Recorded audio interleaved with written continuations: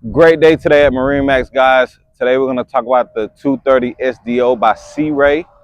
This boat is all blue and white and it has a powder coated tower. We'll go upstairs and I'll tell you some more about it.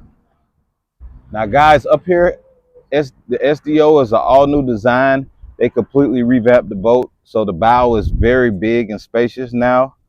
Whole lot of seating up here, guys. Integrated grab rails there. As we move on to the cockpit area, you do have a marine head right here.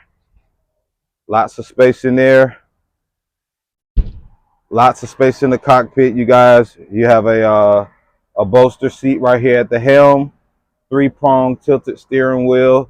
Twin Simrad displays on this one. You can option it with the one. And then you have Lenco trim tabs and an all digital Mercury binnacle there.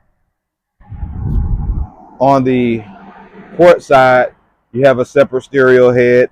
You also have a bolster seat here that moves back and forth so you can socialize with the crowd. Moving on back here to the transom area, you have this huge lily pad to kind of lay out on. You also have a separate stereo head there.